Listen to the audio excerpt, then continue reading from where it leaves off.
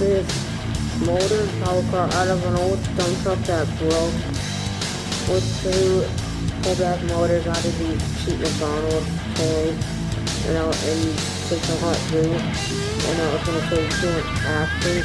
Let me show you underneath. I know it really looks terrible gluing, but the top part doesn't look as bad. It's just scratched. Well, here we go, and after you pull it back, it's good. Cool. Pull it back. And it goes. Done. And it's still going. Here, let me put the phone face down because it's on here, guys. Oh crap, let's see if it didn't break.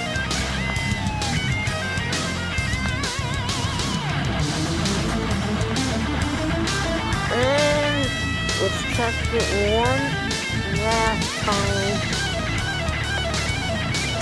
And that'll be it. In the garage this way.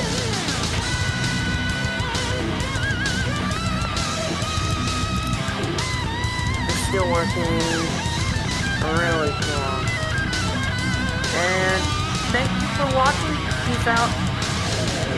Make something cool and share it. Okay. Maybe not here, but make something and then send it